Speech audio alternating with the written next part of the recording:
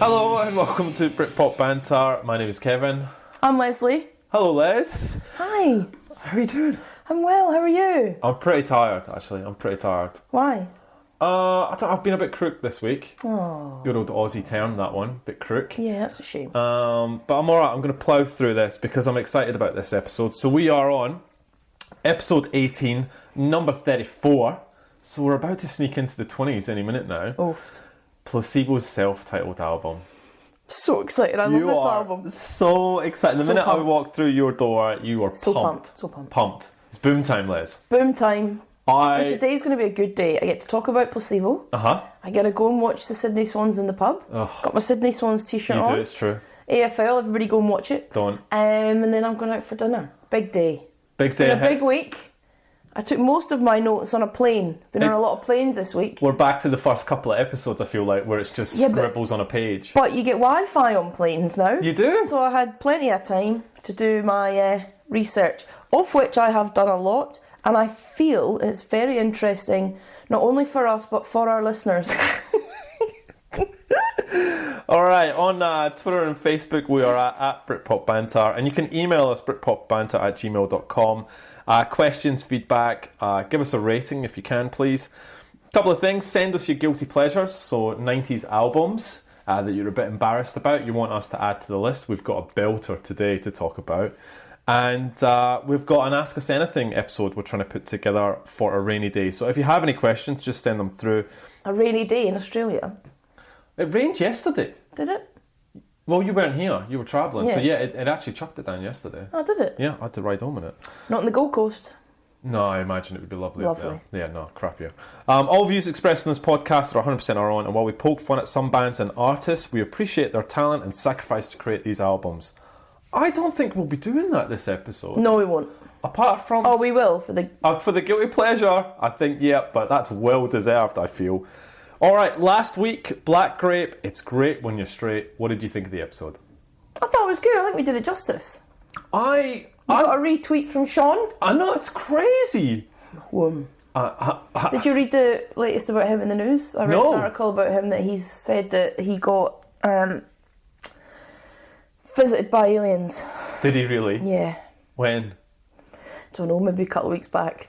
On a Tuesday morning. I don't know. I read something briefly when I was on my plane. I remember when I was doing my research, he's really into UFOs and aliens, and he'd hosted a couple of shows here and there. So, given the lifestyle he's had, I'd probably be seeing aliens too. Yeah. The Black Grape episode, I walked away, I had a lot of fun doing it, but I felt that we didn't expand on the band enough, because there's actually not that much on Black Grape and Kermit. And there was two things I walked away that I'm a bit annoyed about at myself. One, we talked about why is the album cover Carlos the Jackal. So I was like, no, I'm determined, I'm going to find out why the heck it is. So I did find out why. So let me tell you. Well, all right? Please do. So the design was by a company called Central Station Design. They were approached by a record label who said this: Sean has always been a man of many guises. We wanted to represent his talent for reinventing himself. And as kids, we were fascinated by the face of Carlos the Jackal and his many disguises. His giant square head was a perfect shape for the cover. We wanted to incorporate the title of the album into the artwork, as it was such a great statement. We spent a long time working on the type, getting the right feel for the text and making it fit within the sunglasses.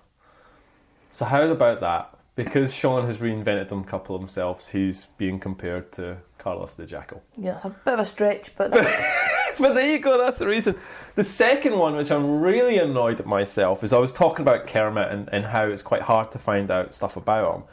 And I can't believe he actually appeared on one of my favourite albums on 2 songs. What? So it's an artist that I love, we're not going to talk about on this podcast, but Bentley Rhythm Ace. Oh, did he? Yeah, so he was on the For Your Ears Only, and he did 2 tracks. And I went, oh my God, I can't believe I forgot that. And I actually seen him live with Bentley Rhythm Ace as well. So It would be good if you could start taking this podcast seriously. Actually start doing some research. I mean, I just sick of carrying this. That's my memory. That's not research. Yeah, your memory's shocking. Shocking. I don't understand why. Shocking. All right, So a couple of pieces around homework. Edwyn Collins, I'm still listening to that album, and I gave it a 6.5. I said maybe a 7. It's definitely a 7. From Glasgow to London, I must sing every day. Great song. Great song. So because of that, I'm not listening to it. You're not going back to listen to that song? No thanks. Jeez, loved it. We talked about music DVDs. We talked about There and Then. I went, yep, definitely my favourite. I'd say it's my favourite on sort of the guitar indie side, but Fatboy Slim live at Brighton Beach. Oh. No! No! What are you that is, I must have ground that DVD to nothing. Brilliant. I watched it the other day as well. It's just so British. All these British people drinking Stella with their shirts off on the beach. Beautiful. Fatboy Slim shouldn't be allowed anywhere near a set of decks. Look, yes. Remember when we saw him? I remember. It was like 10 minutes. I was like, we're going. Well, he broke the turntables for one. I mean, two. So Fatboy, he just can't mix. But the track selection's there, and even on this DVD, I was like, that's a bad one. But you don't care. Great DVD. We went to the record fair. We did. So obviously, timing-wise and your competition, your little game didn't quite pan out. How did you enjoy the record fair? It was good. We got there early. Yeah. But there was still a queue. I know. And we got there early just to make sure that the smell was better. Yep. Because I don't know what it is about people who buy vinyl, but apparently showers are alien to them. So... There's a musk. It's gross. And then we were there, I reckon after about an hour of being in there. You got it, didn't you? There was a bit of a... It rises. I picked up my Stone Roses vinyl, and then I left. Yeah. You're bang on. You walk in nice and early, and you just, all of a sudden, you start to feel this smell. Last year was worse, because it was like piping hot. Because we went in the afternoon as well. Yeah, this time we went first thing in the morning, which wasn't bad. Do you want to tell the listeners of vinyl that you bought, which probably should have been mine? You didn't even... No, I came to you a few times during the thing and I said, hey, there's this if you want it. You lie. Belinda Carlisle. I said, you can go and have that if you want. Can't believe how a friend would do that. That's my favourite song of all time. Alright, so I had a great time at that fair. I picked up some bangers. So I picked up Daft Punk's Homework. The Future Sound of the United Kingdom 2 by the Freestylers, not the one by Bentley, unfortunately. Basement Jaxx's album, Kish Cash. And what Les is whinging about is the fact I found... It's not a whinge, it's just merely pointing it out. Massive Attack's Unfinished Sympathy on vinyl. I said, hold on a sec. I said to you, had a big massive go at me, and I said, all right, well, buy it off me for $20, which is what I paid for it. You didn't buy $20 for I paid one 20. song. No, because it has the Paul Oakenfold remix, which is... You wouldn't pay $20 for 2 songs. I did. You did. I did. Mothballs coming out of your wallet. Far out. So anyway, but what did I give you? For free. Oh yeah, you did. Man with the Red Face. By Laurent Garnier. Which is quite apt now looking at you, so... Oh! Boom. Ouch. So, good day at the vinyls. We also, chart-wise, Slovakia, number 31. Slovakia. Thank you, Slovakia. Thank you, the whole of Slovakia, for that one. Always brilliant when we see where we're actually being listened to. Les, do you want to do your singles? Your little countdown? Yes, I do. Or is there anything else you want to sort of talk about from last week? No, we'll do this and then we can go into the... Homework. Yeah, so... Alright, so what are we doing? So we left, so it's the top 200 tracks of the 90s from Pitchfork magazine. Yeah. So they got all of their writers together and they did this whole poll and they came up with this. Okay. So we ended on 40 last week, which was Little Fluffy Clouds by The Orb. Right. Number 39. I listened to your boy Autumn Sweater. Yeah. And how it was like this generation's love song, weird song. Yeah. Who the hell, it was weird. Go on. So 40 was Little Fluffy Clouds by The Orb. Yep. 39, Yep. Sabotage the Beastie Boys. Oh, what a great song. Yeah. And I've been listening to the Beastie Boys a lot. Have you? Yeah, I just... That's not been your homework. So then, number 38, Check the Rhyme, A Tribe Called Quest. Oh! 37, Nothing Compares to You, Sinead O'Connor. That was massive, that song. Still is. It's been there but now since we been. Anyway. 36, Game of Pricks by Guided by Voices. Game of Pricks? Yeah.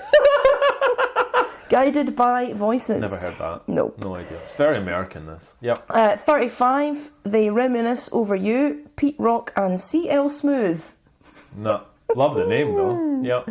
34, Regret by New Order. Okay, yep. Good song.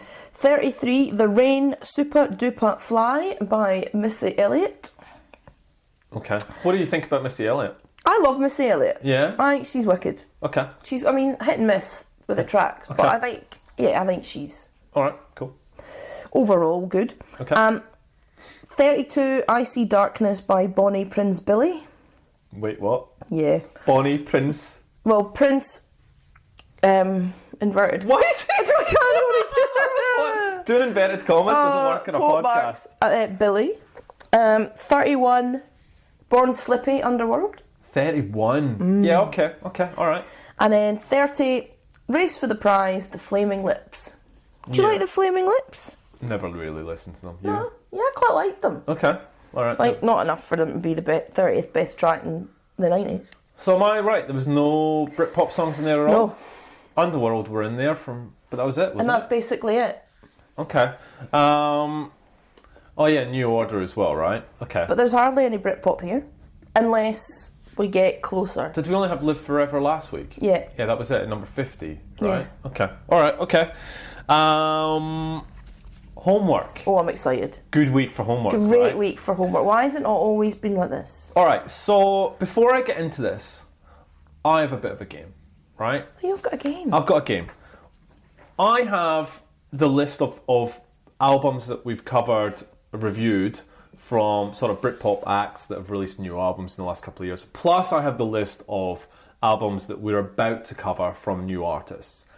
If you want that list, send me a tweet, send me an email with your email address. I will send it to you. Can you just give me it? What do you mean? That was a joke. Okay, cool. Funny.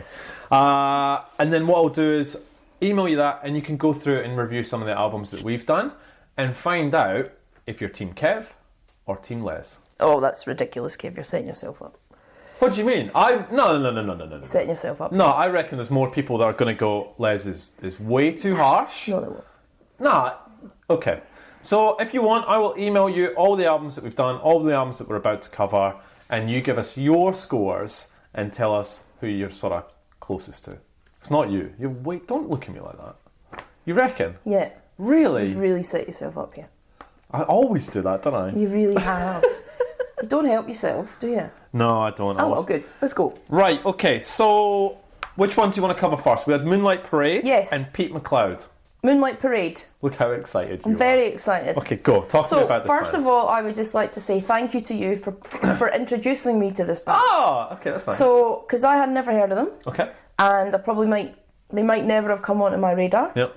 And I absolutely love this album. Wow. To the point where I have put some money towards getting a vinyl copy of the album, yeah. Yep, so they haven't done that yet. Okay. But then they will send that to me, so we've had a bit of social media interaction, and that's been really exciting.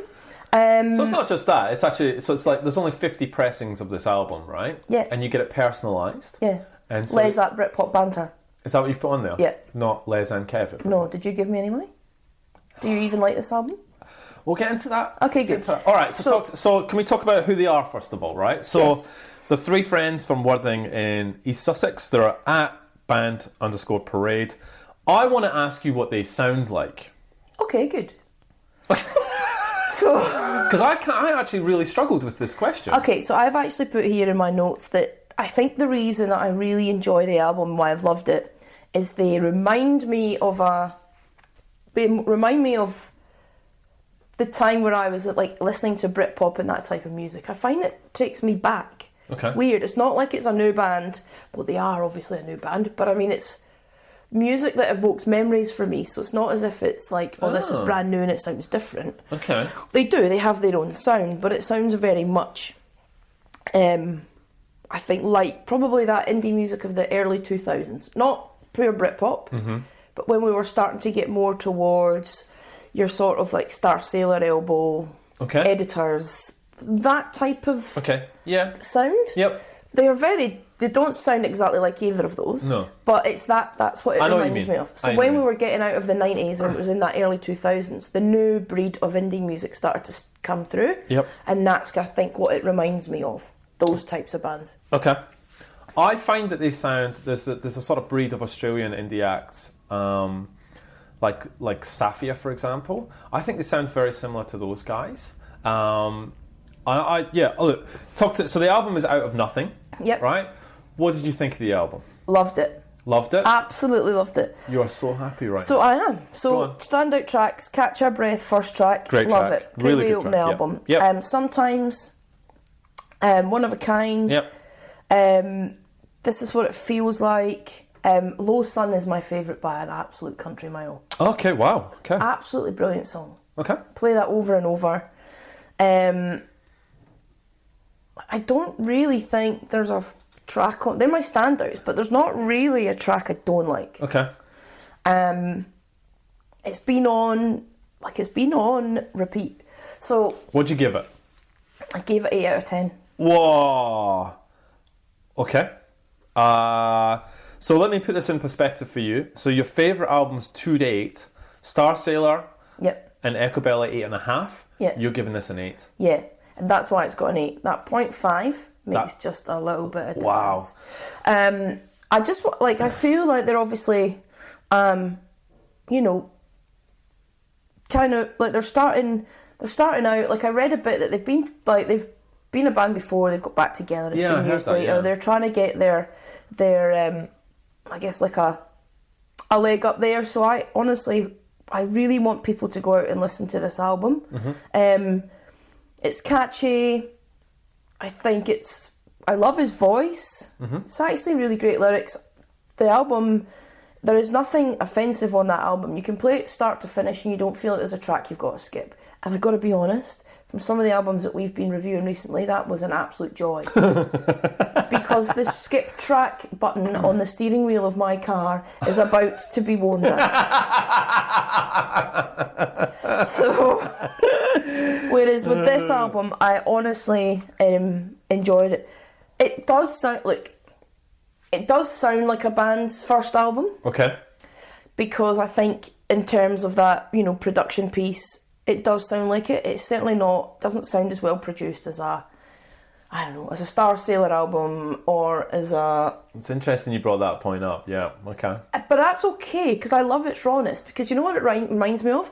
Think of Hurricane Number One's first album. Yes. Raw, doesn't sound that great produced. Yeah. When you think of all the bands that we loved from that sort of Britpop era, when you listen to their first album, it doesn't sound well produced. Mm-hmm. And we've been listening to Ride, and we'll probably talk about them later. Their first album too, you're like, it's just that first album and that sort of production piece, but that's why I kind of like it, because it's reminiscent of, I guess, when we used to listen to all these bands coming through, it was literally just bands writing songs, recording them. They weren't in studios and they weren't getting them remixed, and it wasn't like this manufactured type music. This is raw. By huge companies at the same time. 100%. Yeah. This is raw, right? This is like a band who love music, who want to write tracks, who've taken the time to do it, who are active on social media. They want to get the vinyl pressed.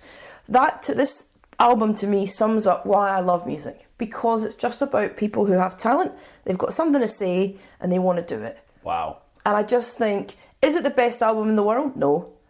But is it one that you could listen to and you wouldn't be offended? Absolutely. And should we be supporting more artists like this? In a world of manufactured pop crap? 100%. Agree. Yeah, and look, they're vinyl pressing. I'm pumped for that. That's pumped. That's awesome. Can't wait for that. I like the album. I'm going to go out and get the vinyl copy, and then genius. So genius marketing. And I wish them all the best, and good luck, boys. I really hope it goes well. Okay. Do you want my thoughts? Yeah. All right. So I really like this album as well. In fact, this week was just a really solid week for homework. For me, you talked about the Catch Our Breath, Sometimes, One of a Kind, Out of Nothing, Taking Flight, all really good songs. Couple of songs, This Is What It Feels Like to Me, and Something's Happening. You talked about a little bit about the production. Look, I'm not a producer, and I'm not a music, as you would say, Aficionado.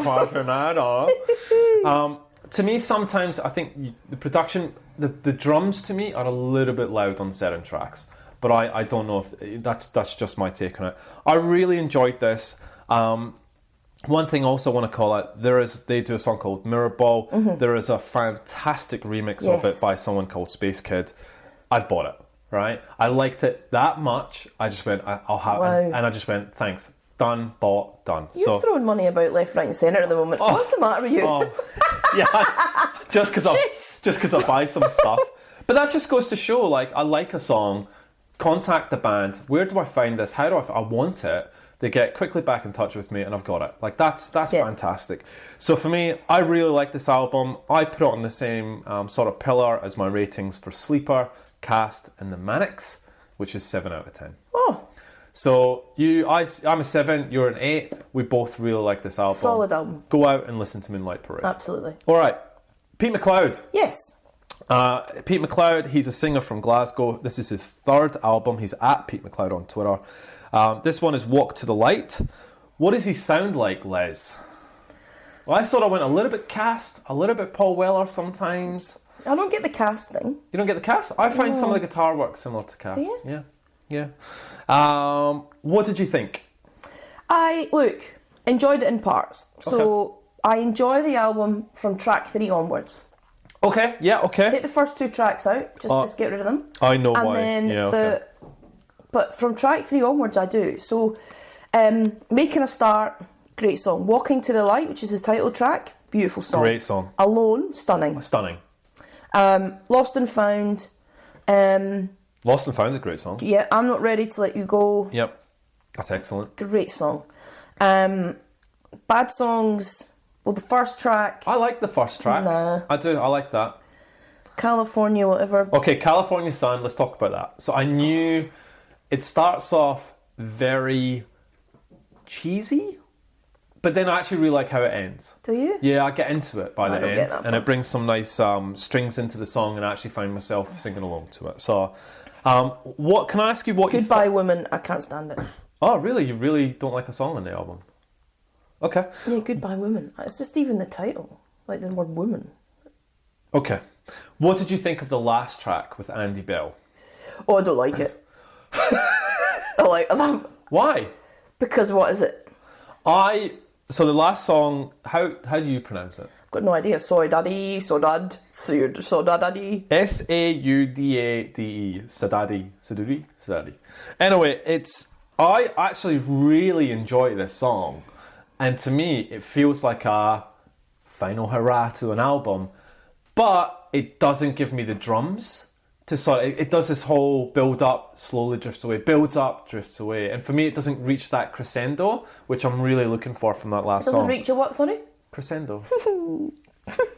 Yeah, I suppose that's the first time I've used that in this podcast. That's the name of the fashionado. Crescendo and fashionado. Woo! I like this better than Moonlight Parade. No way. I did. Nah. I listened to this album more than Moonlight Parade. Okay, good. So for me, Pete McLeod gets a 7.5 out of 10. And today, Kevin, Pete McLeod gets a 6.5 out of 10. Okay. Now, for anyone that's not listened before, 6.5 is your default average rating. No, 6. 6 is. So this is better than average. Yeah, it is, absolutely. I mean, the reason I give that, I enjoyed the album. This is not a bad album by any stretch. I don't want anybody to think that. No, it's a good album. album. You know what I'm like with my ratings. I know, you're tough. Look, I was toying with a 7. Right, I really was toying with a 7, but I think about the albums that I've given a 7. I don't know if it's up there. And there are more, like, this is a weird, like, Walk to the Light and Alone, absolutely great songs, and I will go back to often. Okay. So will Making a Start, Lost and Found, and I really love his voice. Yeah, he's got a great voice. And I will listen to the album again. Good. But there are songs on it that I can't stand. Okay. So it's not even like it's. I feel like it's polarising. Okay, if that's the case, then yeah, I understand. And that's why. So there's like 3 songs I'll never listen to, and then the last track I'm like, Yeah, okay. So that's why. I think that's a fair rating then. But he's very talented. And then I had a flick through his previous albums. Yep. He's a great songwriter, and I think he's probably underrated. Okay, I love the agree. fact he's Scottish, Yeah. and so I look again. Recommend anyone goes out and listens to him. This is an enjoyable album, but for me there are just A couple of tracks. too that many don't- tracks. But All right. So go out. This actually, like we said, really enjoyable week for listening for us. So we'd love everyone's opinions and feedback in terms of what they thought. I recommend listening to both of these. 100%. All right. Well, thank you, Kevin, for giving those You ready for next week? bands. There's actually some really good bands that we're about to go through. Can I just say something? So no. I was talking about this the other day. What I'm loving about I love the fact we do this podcast in the first place. Okay. And yes, we get to listen to the albums and bands that we know and love. Yes. So that's a joy to get to talk about them. Yes. The fact now that we're starting to uncover these new bands, which I love, has genuinely given me a spring in my step about my love for music. Oh, again. that's gorgeous. That's awesome. Absolutely. Thinking about going to the record fair, I keep looking for what's next. I keep looking for new music. Listening to it's exciting. Talking to new bands as well. Talking to new bands. Talking to them. Being able to have a platform to actually talk about them. Yeah. I feel like my love for music was already high, but it's like... Oh, that's great. I'm absolutely loving this process, and I love the fact we're talking about these new bands. Brilliant. I am too, actually. Like, it's brilliant. So... Yeah. We've got more good ones. All right. So next week... Mm-hmm. This is one of your favourites that you put me on to, which is Slow Readers Club. Yeah, Build a Tower. Build a Tower is the album. Oh, what an album. I've no idea who these guys are. You've said we need to put them on the list. They are up there. We're going to do that. And the second person, we're going to listen to Cal Faulkner. Yay! Who's previously the lead singer of The View, and his album No Thank You. Now we're going to see Cal Faulkner. When are we going to see him? A couple of months? July. So I'm excited for next week. Actually, so some more good listening. Hopefully, yeah. This is why it's exciting. Speaking of good listening, instead of not giving me Baby Bird and all sorts of nonsense. And no, I didn't listen to any more. You were on a nice. No, I know, but what I mean is, this is more of a. I'm pumped now. You are pumped, actually. All right. Speaking of pumped, guilty pleasure. Let's cue the jingle.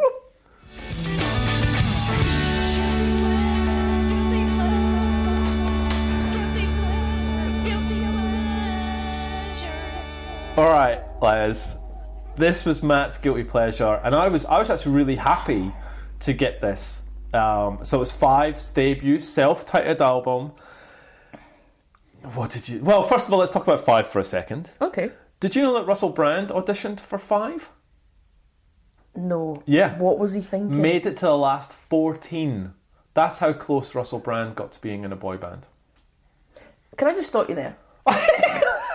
So, that sentence alone is why bands like Moonlight Parade and people like Pete McLeod, that's why we should be paying our money for music like that and listening to them. Yeah. The fact you audition to be in a band where you get given the songs you will sing.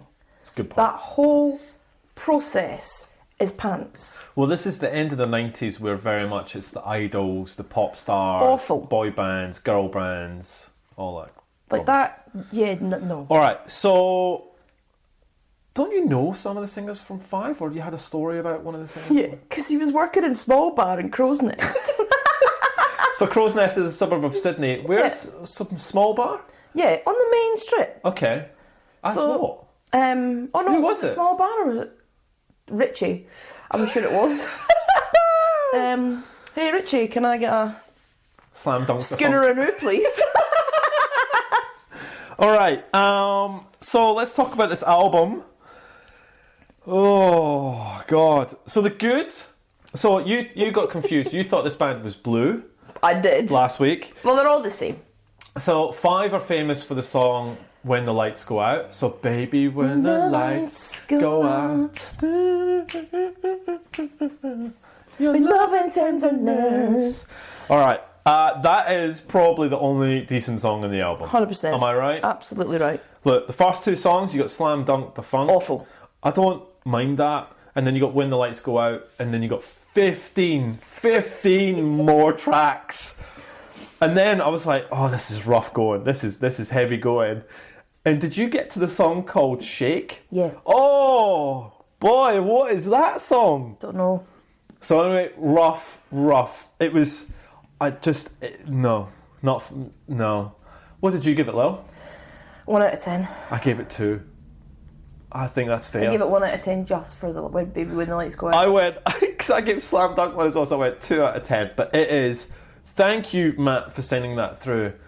But no. No. Nah. No, thank you. All right, okay, so it's your turn, innit? Yeah. I'm not happy about this. Why? I don't know, I I reckon actually think you might be. Oh, really? Mm-hmm. Okay, go on then. So when I was thinking, I was giving this some thought, and I thought, look, we could do Guilty Pleasures and we could just give each other, like, really pants albums. But then I thought the whole purpose was, it's about albums that you genuinely did love. And I loved this album, loved it, and I actually don't think you'll mind it. Okay. The album is One Touch by the Sugar Babes. Oh, yeah, I'll do that. Yeah, you bet. Yeah, so it's the debut album by the Sugar Babes. Oh. Got released just at the beginning of the year 2000, and snaps to that. I loved that album. You loved the Sugar Reminds Babes. me of uni, tons of memories. Let's do that. Overload. Train comes, I don't know its destination. It's great. And it's the original lineup as well, because Yeah. they swapped so A million times. much. I'm happy. I'm really happy about that. I did say that about 5 at the same point, though. So I think this is... you used to hammer this album. Love it. All right. And it is a guilty pleasure, the Sugar Babes. I haven't listened to And them. I'll tell you a few stories about them when we review it next week. Oh, really? Yep. Oh, I'm excited. Ooh. I'm really pumped about that then. All right, Britpop One Liners, cue the jingle. Britpop One Liners. It's a bit of jungle. That'd be funny. It's me to ask you. Woo. You ready? Woo. Why am I holding my pen like a microphone when I've already got a microphone? Ready when you want to sing. You use it as a prop. Yeah. All right, I'm warming up now. I've had my cup of tea. I'm all right. Good. Okay, so let's go. Let's start with who we bought tickets to go and see this week. Their first tour in Australia for 25 years, Ride. Ride. So I'm actually excited to see them. Okay. These were not on your radar at all, and you've No, just... I liked a few songs and I knew who they were. I kind of listened to them, but not really a lot. Right. So since we got the tickets, I've listened to them a lot. A One lot liner. more this week. One liner. And I'm trying to think what it would be. It's a tough one. I just think I think they're a really talented guitar band. I just think the guitars are prominent for me, and it's not often. Too prominent for you? No, like so prominent, as in like I love it because it's okay. like just brilliant guitar work. That's really all you listen to. Sometimes I find I don't really even hear the singing. Oh, it's weird. Okay. Anyway, for me, really glad they've been put back on my radar. Okay. Some great songs. Probably going to get slammed to say that I don't think their first album is their best. Okay. But excited to go and see them. Okay. Because they're going to be a great live band, and you can tell, because if I think that about their music and their album, live they're going to be brilliant. Okay. Because you know it's not manufactured. That's going to be guitars, riffs, the whole thing. I'm excited. Yeah. They're a band I don't know that much about, to be honest. And I know some people have been sort of saying to us that we need to delve more into them and listen to more of Ride. So I'm genuinely really excited. All right, number 2, let's go to Auteurs. The Auteurs. I think it was like episode 2. I gave like literally 2 words about them. The Auteurs. Don't understand the hype. Okay. Is that it? I'll get slammed for that, but I really don't. Okay. Don't enjoy them. You know what? It's about time you got some feedback for something. We've been through why I don't get that. I know. Don't sit in the I fence. Kev. didn't get any for Spiritualized. Not one person. Well, because everyone agrees with you. It's awful. Brilliant. I was really happy about that. Let's go. Who else have I got? Give you an easy one. The Manic Street Preachers. Oh. One of the best bands to come out of the UK. That's a big call. In my eyes, without doubt. Lovely. Good stuff. You ready for this week's album? I did them in one-liners. Yeah, I'm trying to condense the one-liners. It's me that needs to do it, not you so much. This week's album, Placebo. Pumped, so pumped. Are you pumped? Yeah, okay. I reckon I listened to this album 20 times this week. Really? No lies. Wow. All right, the album cover is a little boy wearing a big red sort of jumper that is way too big for him, pulling down his eyes. The album cover... Reminds me of you at school. Brilliant. Oh, because of the hair? Or just... Yeah, just in general. Just in general, it's a boy. Yeah. Brilliant. But it put his eyes, big jumper, same thing. Same thing. Yeah. So the album cover is David Fox, right? Did you read about him? No. Okay, so David Fox, he was 12 at the time of this photo. There are articles in 2012 saying that he was about to sue Placebo for damages. Oh. Yeah, due to being bullied at school, causing him to leave school early. It was his cousin who came and took the photo. He was a professional photographer and didn't tell him he was going to use it. Then he started seeing it absolutely everywhere. That got out at school, so on and so forth. So That's a bit brutal. There's quite a few articles about how he left school early and what's happened since then, and his sort of troubles. And it's a lot of articles around the fact that he's about to sue Placebo, who obviously goes, look, it's nothing to do with us, right? But then there's nothing to say if there was an actual court case or a settlement or any sort of action. So I don't know if it was just someone went, you don't actually have a case here. Why would it be Placebo and not the photographer? Well, that's it. Maybe that's why it never came out in court. So the album was released on the 17th of July 1996. We were 16, Lil. Yeah. This is their first album. What followed it was Without You I'm Nothing, which got to number 7. The label is Hut, which is a subsidiary of Virgin. They had David Gray, McCalman and Butler, Smashing Pumpkins and Gomez. It was recorded at Westland Studios. The producer, Brad Wood, he's a new name, we haven't talked about him before. Lots of bands we don't know because it's mainly American. Names I recognise, Ben Lee, Veruca Salt, The Bangles.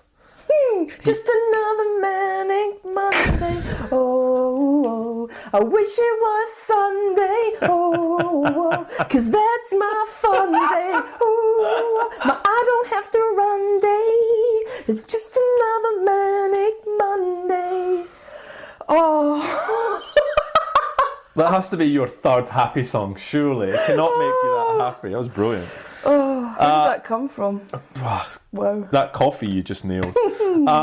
He produced Adapt or Die, 10 years of remixes for Everything But the Girl. That's an amazing album. It's an amazing album.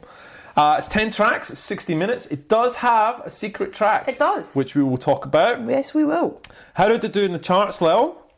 Got to number 5 the second time around. So there's a couple of... It got released, went into the charts, flew out the charts, and then came back in. So we'll talk about that a bit later on. You want to get into the charts, Lil? Yeah.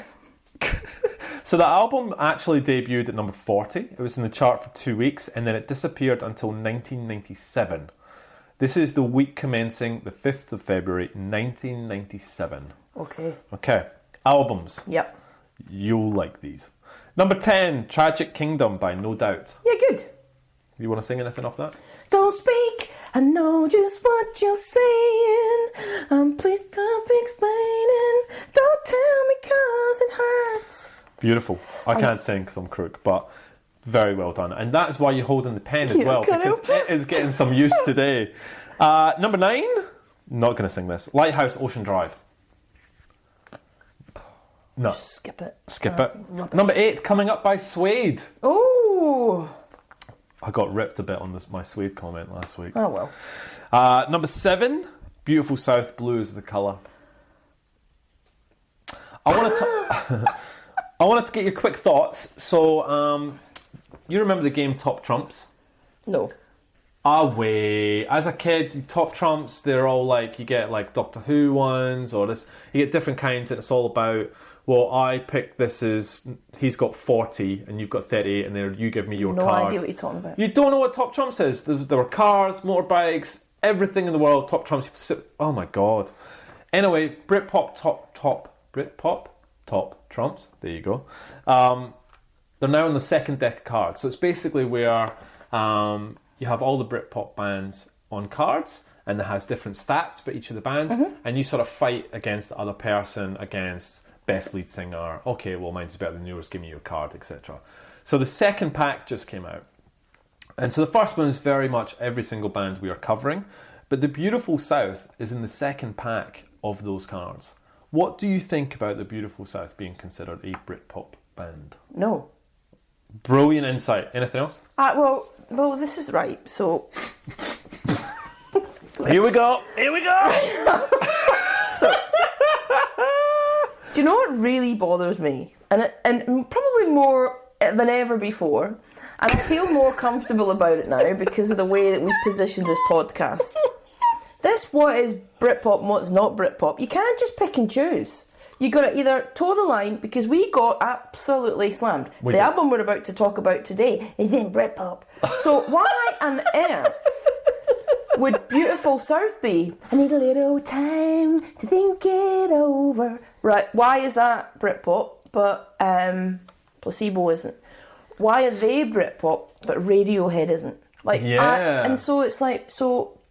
It's a very loose I don't term. have the answers, right? No. And what about what is, but I can't... Don't just pick and choose. And what I think happens is that there is a group of people who love these bands, such as the Beautiful South and all these bands, and then they want to label it into Britpop. But then the more, I guess, like Radiohead and Placebo, they're not classed as Britpop. So I don't know where you draw the line. I understand the core ones, right? I get it. I get the Suedes. I get the Pulps. I get the whole thing. I understand Ride. I even get the Auteurs. I understand it all. Fine, because it's got a similar sound. How on God's earth does the Beautiful South sound anything like that? Yeah. Like, I just don't... I mean, it's nonsense. So, and it makes me go, like, well, I just can't... Because then I just never... I think I've got a handle on it. I go, I get it now. I get the whole Britpop thing. I understand why people didn't like our initial list. I'm okay with that. And then... Now I'm like, oh, the Beautiful South. No. Finished? Yeah. Brilliant. We don't. So for anyone, we don't practice this at all. We just jump in, and I know Les so well that I'll throw something at her. She'll be like, nah, don't want to talk about it. And then if you just poke a little bit more, boom time. She goes off on one. Right, number 6, Earthling by David Bowie. Yep. Okay. 5, Placebo's debut album. Number 4, Spice by the Spice Girls. Is that their second album? Or is that the first? I don't know. No, it must be the first, right? Number 3, Glow by Reef. That's a joke. Away. We loved that album, didn't we? Don't start me off. Do not start me off. I'm still getting people coming at me for Reef. And so you should. Number 2, Evita, the soundtrack. Oh. Number 1, White on Blonde by Texas. Yay! Yeah. Oh, there we go. Oh, they're not Britpop. Let's start the whole Texas rant again. Because I've got to be honest with you. Tell me, Beautiful South Texas. Please explain. I totally understand. And I'm not saying that because I'm trying to be inflammatory. I genuinely want people to come in and, like, tell me. Educate me why. Because I just don't know. Yeah. I'm not, like I've said, I'm not an expert. So if you can explain to me why that is, then that's great. Okay. Thoughts on musicals? Because there's a lot of musical soundtracks that pop up, like Evita and like... Now, we've talked about you don't like musicals. Oh, they're the worst. Because your thing is, why are you singing at me? Why are you not talking at me? Absolutely right. Well, that's the point of a musical, isn't it? But you like them? Do I like musicals? Depends what the musical is. I don't like your Evitas, not for me.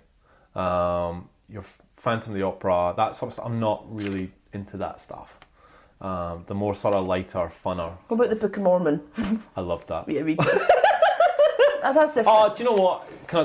Oh, God. If anyone hasn't seen it, I do recommend you go and see it. It came to Australia, and it's really expensive. It was so expensive. And because of the wait to see it, I had it hyped up in my mind. And I remember when the first act ended, I went, I just don't think this is that good. And then the second act started, and I really got into it. But I think for something like that you very much need to be as close to the stage as you can to really get into the characters. And we were quite far. Did you enjoy it? Loved it, yeah. Thought it was hilarious. I mean, you've got to really listen. Yeah. Because the whole point of it is the lyrics, right? So offensive. And they're so... Yeah, well... So offensive. Depends what you find offensive.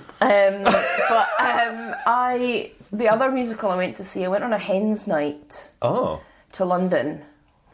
I'll tell you who it was after this. Okay. To see The Lion King. Oh and no. Do you not like The Lion King? I don't want anyone singing at me, and I don't want dancing things. So I sat in the West End of London thinking this is a great experience. Were you on the aisle? I fell asleep. Oh, way! Had you had a few beers beforehand? I had a couple of drinks beforehand. There you go. And then there's like things dancing up and down. What are they doing? I just want to sit at peace. And, like I just can't do it. I really like The Lion King. I loved it. Have you been to see it? Yeah, but it was 10, 15 years ago. It was ages ago, but it was brilliant. Great show. Can I just say, on the falling asleep, you fall asleep after a couple of beers like that. And you give me, for being a toucan Dan, you stick you on the couch after a couple of beers, you are gone. Not a couple, we're talking about like... So, the last week, we, not the record fair, the one before that, went out, a few drinks, come home. What'd you put on the telly? Who knows? The Office, you put The Office on. Oh, Training Day. Training Day, you're like, I love this episode, Kev, we need to watch this. I reckon you lasted 5 minutes before you started to snore. I think that's hard, because when you've had a really big week at work and it's 11 p.m. on a Friday, like, you can't blame anyone. But The Lion King, no. Falling asleep in a musical. Oh. Where were we? Singles. Yeah, sorry. Yeah, jeez, we're going off on one, aren't we? So we talked about Texas. Yep, okay, so number 10, Novocaine for the Soul by the Eels. Great song. We have not talked about the Eels. For this... Well, they're not British. I know that. But they were bound to come up sooner or later, Yeah. right? That album... Didn't you have that poster? Yep, I had the poster on my wall, and I had the album. I really enjoyed that album. I've listened to it for ages. Fantastic band and album. Number 9, She Makes My Nose Bleed by Manson. Oh. Yeah, brilliant song. Sing it. Nope. Okay. No, because my voice is all crap. But, number 8, you have to sing this. It's Blue Boy, Remember Me. Remember me. Bum, bum, bum, bum, bum, I'm the one who had you be, bear child.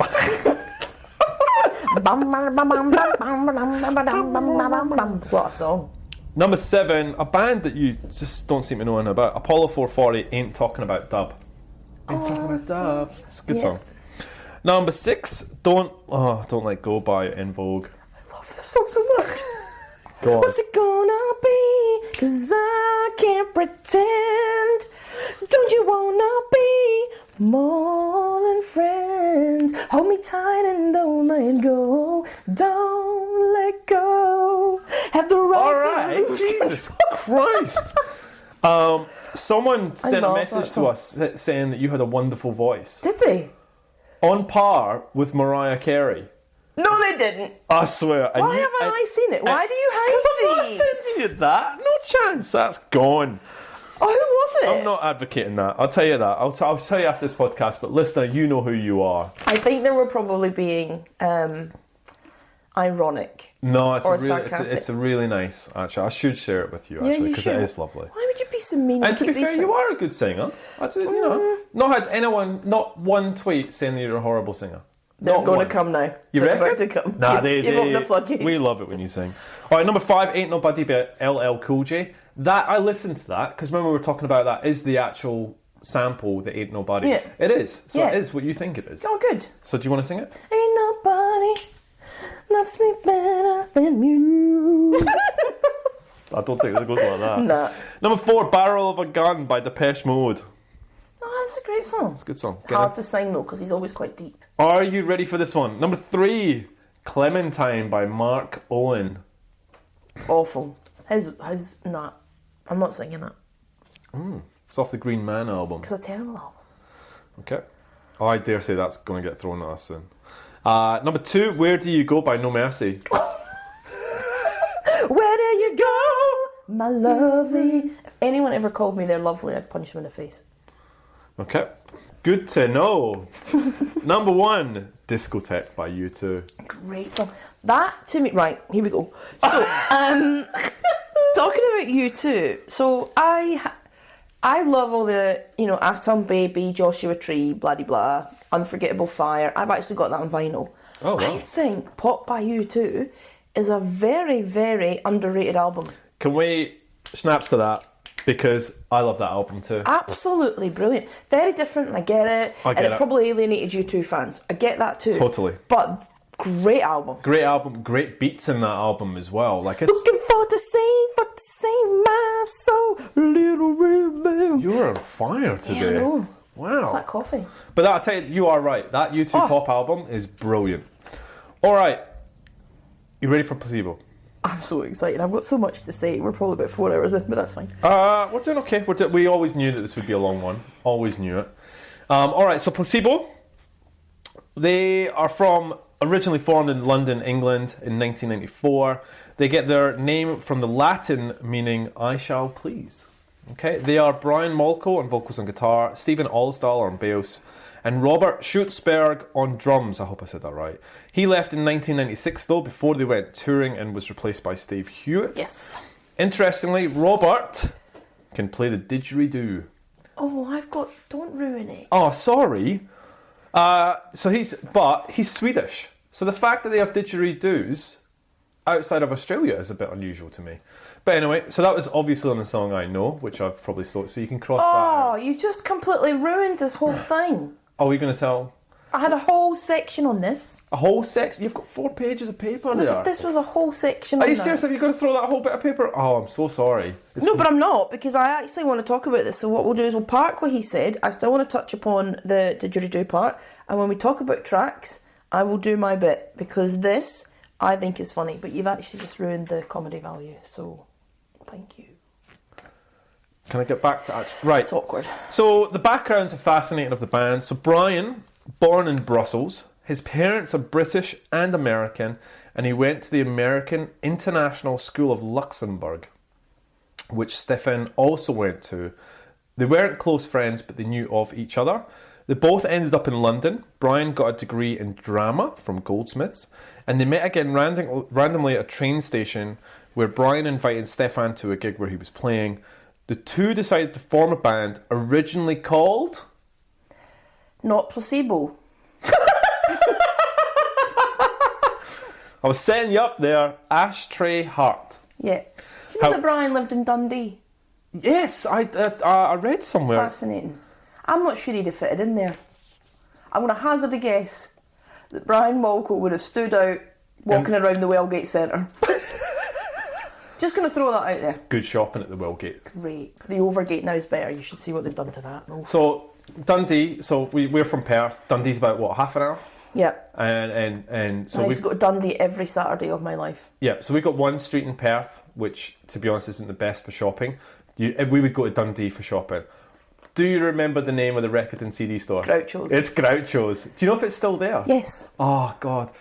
So Groucho's was where we used to go and spend hours and buy tapes, and CDs, and we used to come out with bags full of stuff. Bags full, £3 tapes. So God. All right, where am I? We're talking about Dundee. I wonder if he's a Dundee United fan. Shall I ask him? I'll tweet him. I'm a Dundee United fan. I just thought you've not said that before. I will. How are they doing? So they're in the playoffs. Oh, they made it to the playoffs. Yeah. Either against Ayr or Inverness. I'll find out in a week. Who do you want? You want Ayr, right? Oh, I don't know.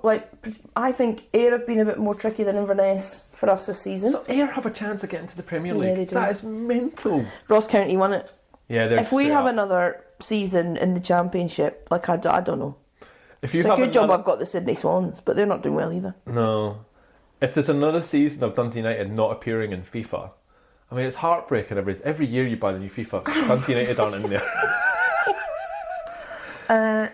But it's going to be tough because we have to play either Ayr or Inverness, beat them, and then the Premier League club. Yeah, who get relegated. To who is it? So that might depend. It could be Dundee. Oh, that'd be fascinating. Oh, if we put Dundee That's a big night for me and you to watch that game. If That'll we be put like Dundee at down, 4 o'clock in the morning. Boom. Great insight into Scottish football for all the listeners. Sorry about that. All right, where was I? Okay, Ashtray Heart. So the two decided to form a band. Steve Hewitt declined at the time. He joined when Robert left in '96. They originally released the song Come Home with Deceptive Records before signing to Hut for the album release. I think this is to blame for the poor charting, is the fact that they signed up to the smaller record label and then the bigger one for all the bigger stuff. The big success came with Nancy Boy, obviously. The song had been written in '94, being inspired by an infamous quote by Suede's Brett Anderson. What's the quote? Don't know. Yeah, you do. You've said it before. I'm a bisexual man who's never had a homosexual experience. Oh, yeah, of course. I said that the last time. You said that in the Swear episode. The song attracted the attention of David Bowie, who invited the band to open several of his concerts in '96. In the following January, Bowie invited them to play at his 50th birthday celebrations at New York's Madison Square Garden. Amazing. Isn't that mental? Yeah. Absolutely mental. Speaking to Kerrang in June of 2009, so much later. Go on. Thank you. God, you just take over. All my notes gone. Anyway, Molko said, we wrote most of the album in a council flat in Deptford. Okay. The way we sounded and looked was a reaction against the place, to be fair, no wonder. Surprised I didn't write it in Dundee. But also a lot of our cross-dressing and transvestism was a political statement against the music scene at the time, which was very laddish and macho, which we've spoken about in terms of Britpop culture. We did, yeah, you're right. We wanted to stand up and be counted. There's no better way to do that by putting on a bunch of slap, wearing a skirt, and effing with people's heads. People hated us for it, and I adored that. When I look back at that album, I see naivety, missed opportunities, and mistakes. But you can't get your knickers in a twist about it. I mean, you can get your knickers in a twist about it, or you can just accept they're a part of you. I view Nancy Boy in a way I imagine Radiohead look at Creep. I just wish the song that propelled us into the limelight had been a little bit better written. It's the lyrics that make me cringe, but they're me trying to find my feet. And he talks about that a few times. So I got a bit about where he talks about like Nancy Boy, and he's actually quite harsh on himself. Yes. So I found this leads on quite nicely. You go. So I found this article by Vice on Vice.com. Oh no, you're stealing my thunder. Good. Rank your records. Oh yeah. God, there's my page 2 gone. And he ranked the albums from like 8 down to 1. And I wanted to talk to you about your opinions, because I don't agree with a lot of it. So let me pause you for a second, right? You're a bigger Placebo fan than me, right? And I'm probably connected to the first 2 albums. Yep. And then nothing else. Really? Yeah, you do. So let's talk about just very briefly. Okay. We were 16 when this album came out. What was it that sort of took you to the first album? Because I remember you hammering this album. I mean, you just fell hook, line and sinker into this album. And for me, it just didn't hit home. I found it very samey. I found Nancy Boy and Bruce Pristine to be... That's ridiculous. There are people out there who will agree with me, all right? So talk to me, what was it with you? When you were 16, you were madly into Oasis, obviously. So these were very different to that. Why? I can tell you right now. I was listening to Radio 1 and they played Nancy Boy. And I went, that's a bit different. And then I kind of forgot about it. Okay. Then I went into whatever it was, Virgin or whatever it was, in the High Street in Perth. Yeah. And I saw they had it. You know, you put the headphones on. And I went, oh, that's the song that I heard on the radio. Yeah. So then I put that on. And I skipped through the tracks. And I liked it. And this is when I was really getting into music. So I was starting to buy things that, I don't know, like branching out, I guess. And I bought that album. And I took it home. And I listened to it. Yep. And there really isn't a track I don't like on that album. Okay. And then I loved it. And I don't know, I just really... What was the reaction related to it? What was the reaction like around our school? Because I can't really remember Placebo getting talked about that much at school. Not really. Like a few of our friends liked it. I feel I might have been one of the only ones to own it. I think so. And then I have got all of their albums. Yeah. Like, and I love Placebo. I just think they're a great band. So that's good. So that's before you start asking me my opinion on the top albums and ranking. Don't ask me. I'll give you mine then. So okay. tell me what Brian, because I know what he rated. You tell me what Brian thought was how he ranked them, and then how do you compare to that? Absolutely. And that's what I'd done. Clever. What a team, right? This is hilarious. It's like we're, I was going to say psychopathic, but it's not. It's like telepathic. Only one of us is psychopathic. Go on, go. So he number 8, Black Market Music. Yeah. What do you think of that? Well, the funny thing is, he says it's the record that suffers the most from having a blanket sound. I kind of agree. So I would have that. It's not... Oh, you would? You would have it up there as well? It's not one of my favourites. Okay, go. Number 7. He's got this album. Yeah. And it's funny because he said it's an underproduced record, but it's put us on the map. And he talks about it again being naive, just like what we talked about earlier. Mm-hmm. But he also says this is the only record he feels would fall into that indie rock genre. Okay. And I agree with him because I feel like the only album we spoke about. Talking about other albums in our chart, but this for me is the only one really that fits into the rest of the ones that we're going to talk about. Okay. Maybe Without You I'm Nothing, because the rest are different. Yeah. He's got number 6, Without You I'm Nothing. Okay. Number 5, Battle for the Sun. Yep. And he says this has got one of his favourite songs to play live, which is Speak in Tongues. Okay. Love that song. Okay. Love it. I couldn't. And I went to watch it live. There's a couple of videos of it live on YouTube, and I can see why. Then he's got number 4, Sleeping with Ghosts. And then he's got number 3, Meds.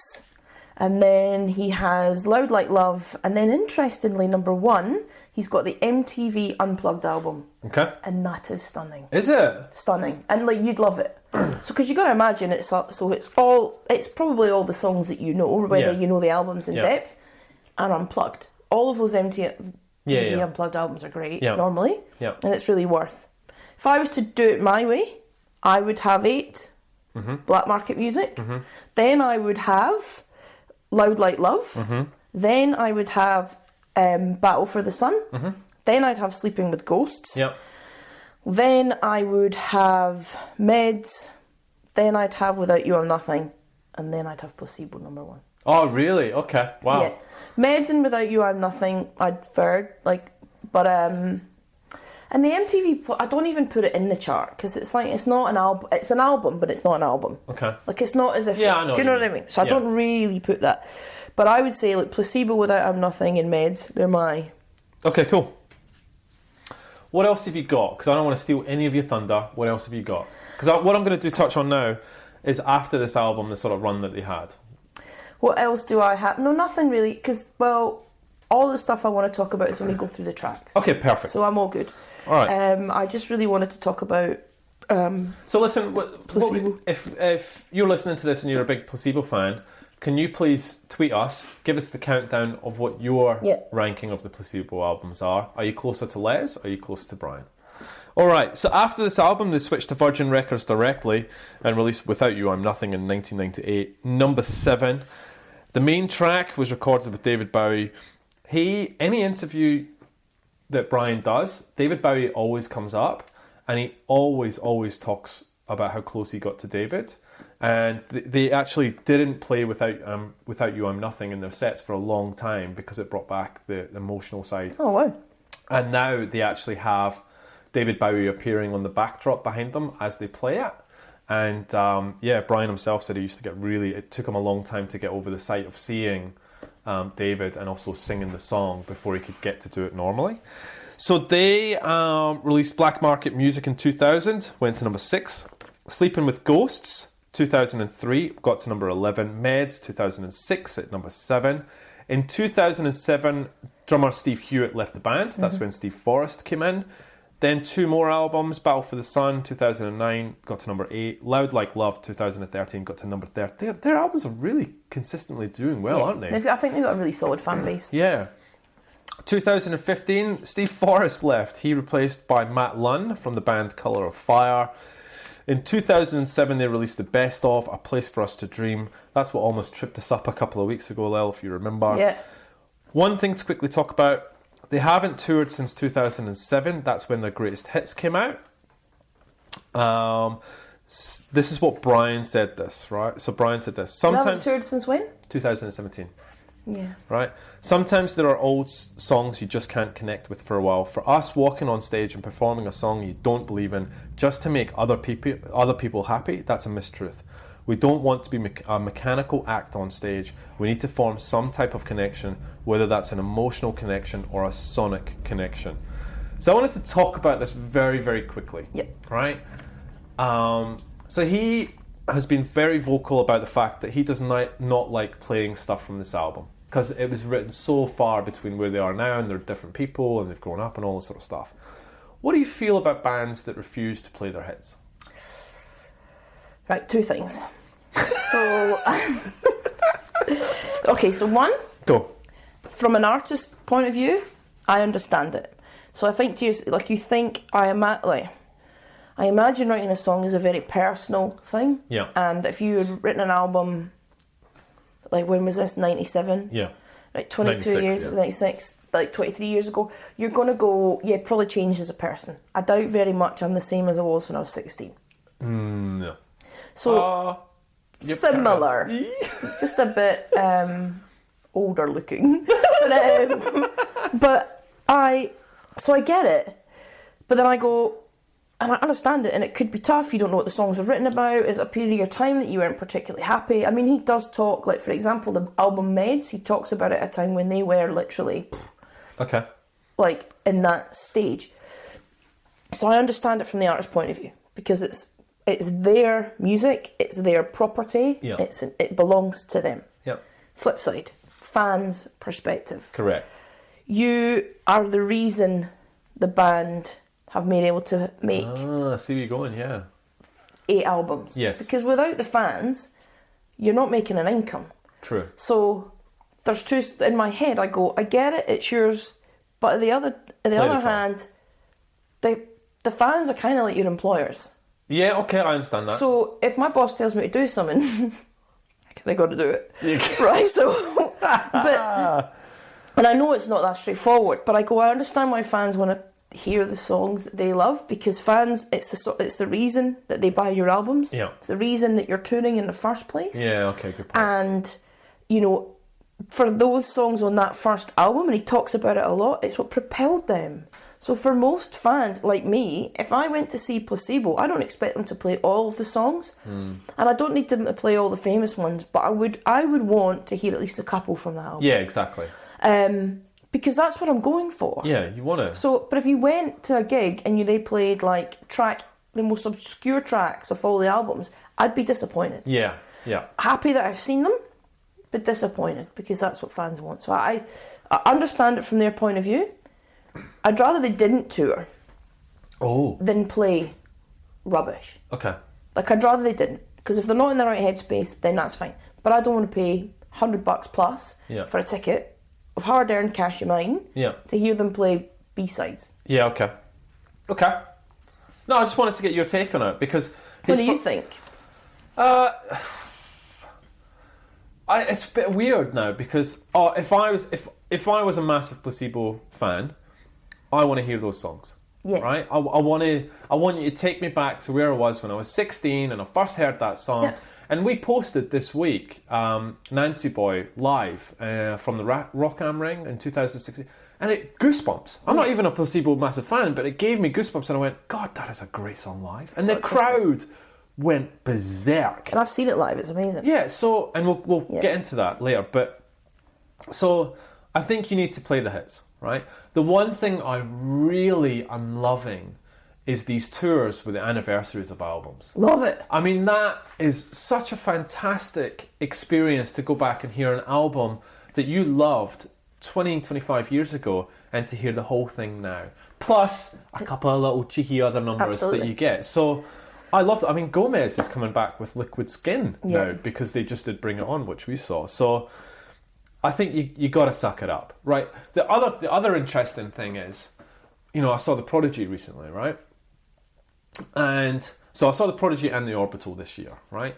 And for me, The Prodigy, when they come out and I hear Firestarter or Smack My Bitch Up, it doesn't have the same effect now. For me, I'd rather hear their newer stuff.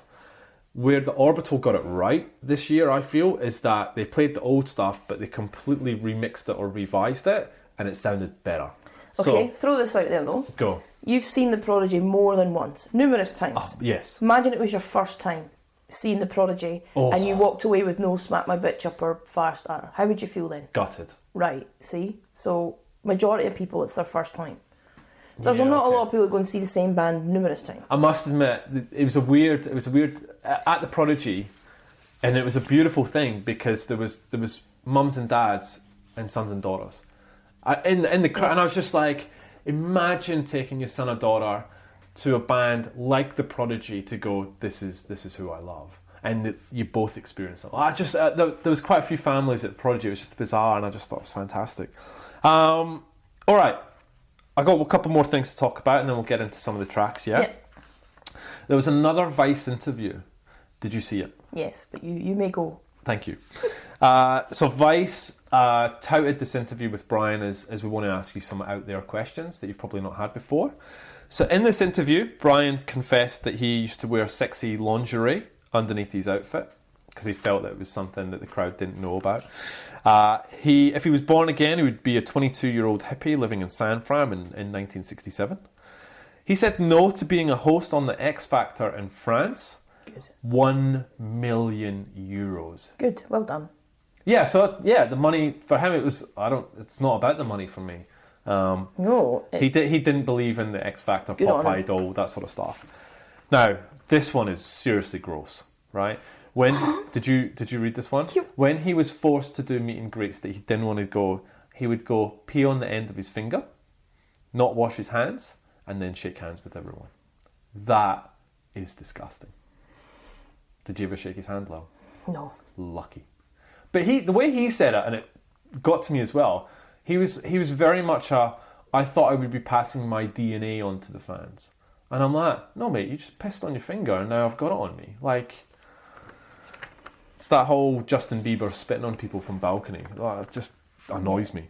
Anyway, I love this quote from Brian in NME in 2018. And it's perfect for us.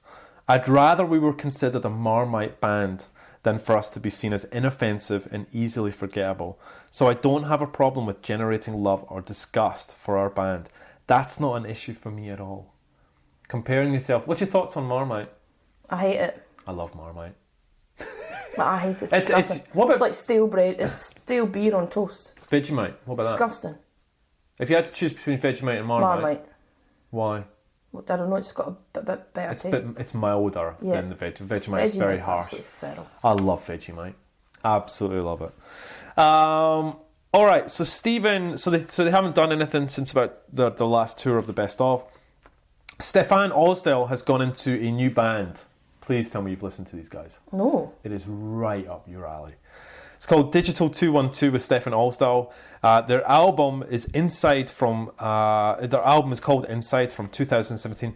Very dancey, very proggy. It's a bit like Bjork. It's got a female singer, sounds like the female singer from Lamb, and it's got really dark, proggy. It's actually I listened to it and I went, oh, Les would love this. So yeah, it's actually he's doing good stuff. Shall we get into the videos and the singles? Yes. All right, let's get into it. So Come Home was the first released. Come Home. Number 86. Number 86 it got to. 17th February 1996. The video, nothing special. Their videos get insane as we go on, right? So nothing special, the band just play in front of the camera. It's very American grunge, right? It's an odd choice for their first single. Yeah, well, I think that was around the whole label thing. Yeah, it's an odd choice. 36 Degrees, Les. Number 80. Released 15th of June 1996. Directed by Chris Cunningham. Do you know who this guy is? No. Okay, you know who Aphex Twin are. Of course. Have you seen their videos? Yes. He directed them. Oh, wow. So he directed Come to Daddy and Window Licker. If you have no idea what we're talking about, go and type into YouTube Aphex Twin. I think Window Licker is the worst one. Yes, it is. They are so weird. But Chris also did Bjork's All Is Full of Love. I absolutely love that song. All is full of What about the video? love. Yeah, I just love Bjork. So the video is where one robot creates another robot and then they end up... It is a stunning, stunning video. And the comments on YouTube about how that song has affected people is just, it's very touching. He did Madonna's Frozen. Great album. So the video is brilliant. Brian is in a pond stroke swamp with his head above singing. Then it swaps to them actually being underwater, like they're all underwater playing their instruments. That was actually filmed in a scuba diving pool, and Brian talks about how insanely hard it was and uncomfortable to do the thing. It looks really hard, but it's beautiful video. Teenage Angst got to number 30 on the 28th of September 1996. The video is a black cube in a field. Placebo are all in there playing Red, playing and singing, intermixed with kids snogging, fighting and shaving heads. It's weird. Nancy Boy, this is where it all changed for the band. Number 4. 1st of Feb 97. Directed by Howard Greenhalgh. I don't know if that's right. Soundgarden's Black Hole Sun, George Michael Jesus to a Child video, Les. Oof. Oof. And Snap's Rhythm as a Dancer. Very Marilyn Manson-esque. Lots of weird images, all sort of blurred, and then these graphic images.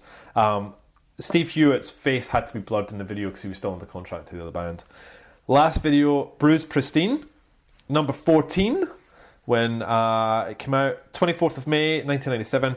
The video is very raunchy. Like, the band playing spliced with images, much like Nancy Boy was. Sex, orgies, nudity, people in bondage gear, and all of them have bruises all over their body. Whew, it's a full-on video. Right, you ready to get into the tracks? Yes, please. Yes, please. So the album starts with Come Home. What do you think of Come Home, Liz? Come home. I love it. Molko called it pop punk for postponed suicides. Oh, God. Interesting. So then I thought, a postponed suicide, does that mean it's still possible that it's going to happen? So then I listened to the song again with that in mind. Mm-hmm. And I go, it gave me, because I didn't think about it that way. I've always thought about Come Home as like kind of when you listen to the words, more of a like come back to me type song, or yes. like just be safe. It's not that. Yeah. Postpone suicides. Interesting he says that, because it actually does come through in the lyrics. So I think it's a great start to the album. Great start to the album. The chorus, which you sing, are obviously really good. Second verse is excellent. The breakdown at the 2.5 minute mark is decent too. The lyrics, glass and petrol, vodka, gin. It feels like I'm breathing methane. Throw yourself from skin to skin, and still it doesn't dull the pain. Vanish like a lipstick trace. It always blows me away. It also has this line: every sky is blue, but not for me and you. Like, so when it's interesting. So I didn't know about the postponed suicide line. When you hear the lyrics now, it does actually tie to that. It does, but I've always thought it was a bit more of a safety thing. Like, we've got to come home. Like, no. I just always see things in too positive a manner. I really, really like this song. We're definitely going to play it. So this is Come Home.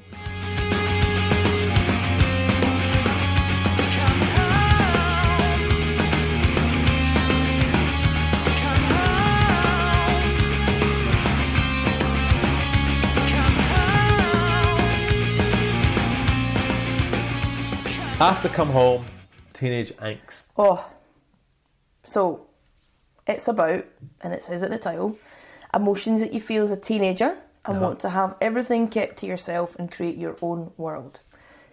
That is interesting, right? And I know this is weird. Here we go. No, this is weird, because I remember, and I don't know, it came into my head when I read what that quote was about, that song. I do remember once when I was a teenager actually saying that comment to my mum, feeling like I had like my life over here and then the one that you have to have with your mum and dad, and it's like, it's just so true, and I feel like there should be more about that. Like, teenage years are hard. They are, right? And there is a lot of angst, and it should be allowed to be that way. Yep. Whereas I feel like now it's like there's this absolute social media pressure. Mm-hmm. People sending you like, I'm so glad we didn't have phones at school when we were imagine younger. You got your flight, the nonsense that we would get up to at school. Imagine that was on social media forever. You would never, I'd never be employed. And then like, seriously, but the pressure that you had on you. When you think about it, you do something stupid at school. Say you snogged the wrong person at school, forgotten about in 2 weeks. Imagine now, forever. Yeah, true. Tweets, Photos, Instagram, videos. photos. So I feel like we were growing up at a time where, yeah, there were songs like that, and that was as dark as it got. Yeah. Right? And not for everyone. I'm sure there were tons of teenage... Well, there were. We knew some who had a harder time. But now it's... I don't know. It's like this real image of what it should be like. You got to have this, right? You got to look this way. You got to have this great figure. It's like Justin Bieber. It's pop the whole music. Instagram, It's just full on. Yeah, you're absolutely right. You know, and I'm just thinking about that, and I'm like, you know, all we had to worry about was the class photos. Big deal. Oh, yeah, well, and you stood there for 2 minutes and your mum bought it. Like, really? And a yearbook in your final year. Anyway. Yeah, and then people signed it, and then I wouldn't even know what it is if you paid me. So Good. Who cares? That thing needs to be buried from my end. But anyway, so Teenage Angst, I really like this too. Love this song. It's good follow on from Come Home. The lyrics, since I was born I started to decay. Now nothing ever goes my way. Whew, jeez, full on lyrics. Anything else you want to say about the song before we get into it? No, I love it. Alright, let's play Teenage Angst.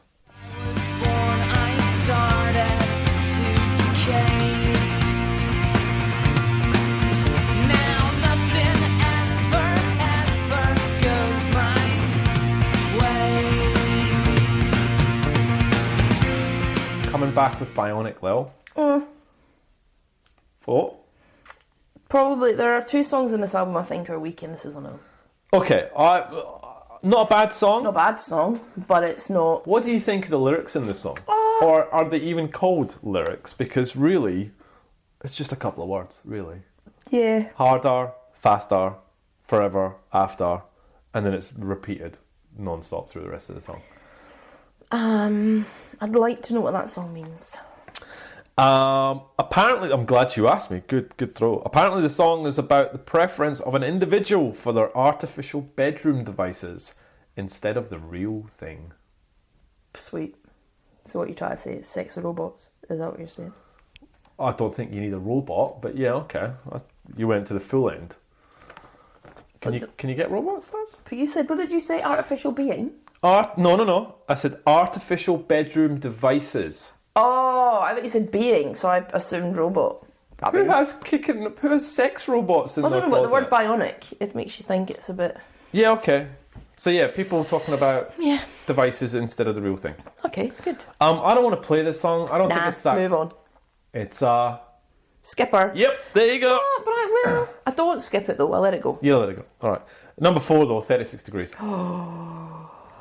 So, I have often thought about this song before I did research into them for this podcast.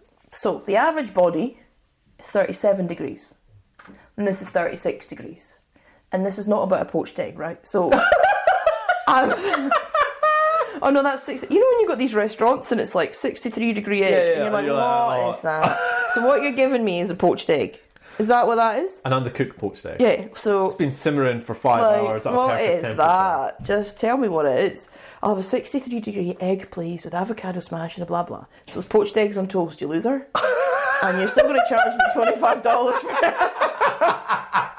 it. Anyway, I digress. But oh god, so I've always thought, well, right, when you think about if the average person's 37 degrees, do you die at 36 degrees? Like, is that a big difference? No. So there's nothing about that. Because then I've often thought, is it about death?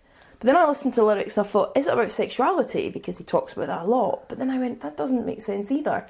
Then I'm like, oh, maybe if you're a degree colder, like you're cold-blooded. So maybe it's about... You've really thought about this. But this is what I thought about before I even did any research. So it's like, is it about being cold-blooded? But I've never, ever, ever been able to figure it out. I couldn't tell you though. And I did research and look, it came up with things, it's about sexuality or death, and fans have argued. I think it's 36 degrees for a reason. The average person's 37, so it doesn't mean you're cold-blooded. Maybe because the lyrics go, with hindsight I was more than blind, lost without a clue, thought I was getting carat gold, and what I got was you. Cold-blooded. So that's what I mean. So it's like, yeah. So you suck. And you're not a nice person. So 36 Degrees. Playing it? I love it, please. Alright, we'll play it. It might be my favourite too, so let's play it. That was you. Anyway. Alright, 36 Degrees, here we go. Shoulders, toes, knees. I'm 36 degrees.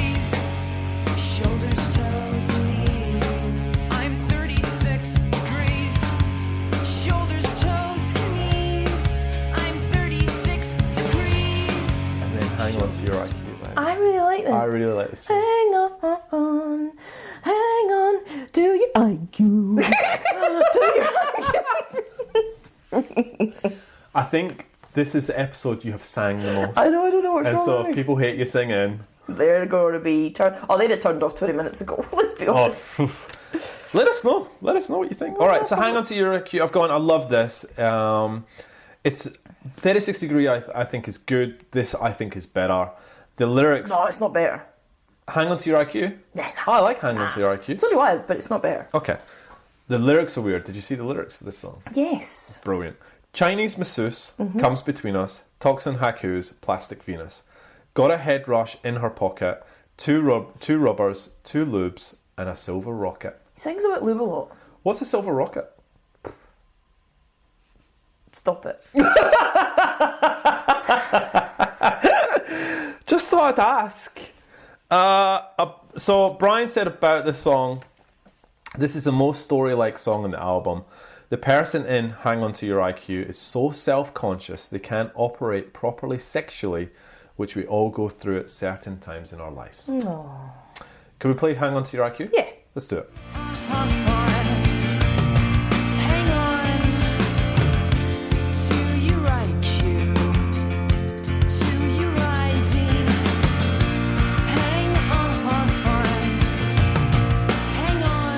We're back with Nancy Boy.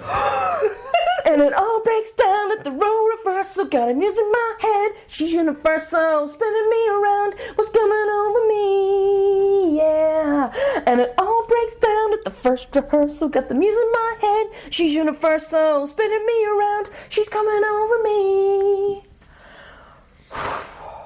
I have been waiting for a whole week to do that.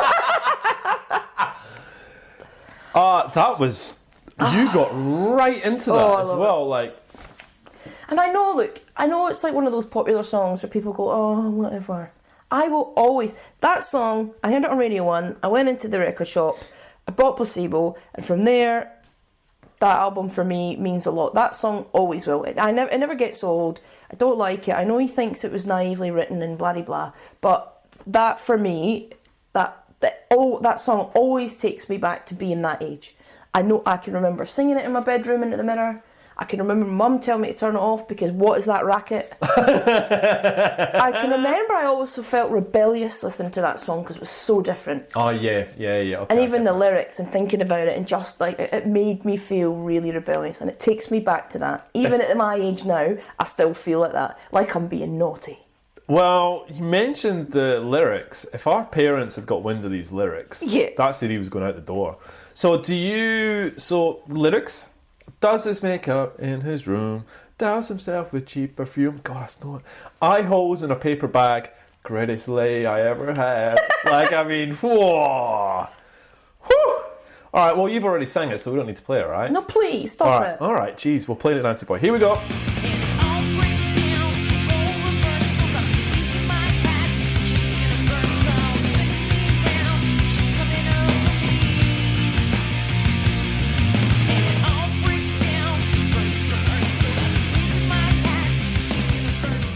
All right, didgeridoo time. This is my favourite song on the album. Really? I absolutely love this song. Oh, I didn't see that coming. All right, talk to me about this then. The lyrics? Okay. Absolutely. I know. Just the way I don't know. Do you know what it's about? No, well, I mean, the chorus is pretty explanatory. All right, so apparently this is a song around him breaking up with his partner. Yeah, that makes sense. He was in New York, so he was away, and ultimately he was being depressed and reached out to this person just to have a chat because he missed them. Yeah. So the past will catch you up as you run faster. I know the last in line is always cold. The bastard, I know. Love it. Now, you ruined my whole thing because I was going to say, have you ever noticed the didgeridoo in the song? well, yes, I have, but I don't know of any other. And I don't know of any other song that has a didgeridoo in it. I'm so glad you said that. You're throwing up, one of us knocks it out. Boom time. So I thought, genuinely, I wonder really How many songs have got a didgeridoo in them? I don't know. So, the didgeridoo... Oh, I know one. I came from land down under. Well, obviously, but... Well, hold on. You just threw it. I gave you... No, but, I mean... Go on. I come from a land down under. Go on. So, the didgeridoo originated some 1,500 years ago. Traditionally, the instrument was played by men. I did not expect this at all. And used for ceremonial dancing and singing. But now is used various... By who? By, well, people down in circular key most of the time. But it's still it's still used in the traditional way, but it's far more used in a lot of music now. So I thought, songs with didgeridoos in them. Boom.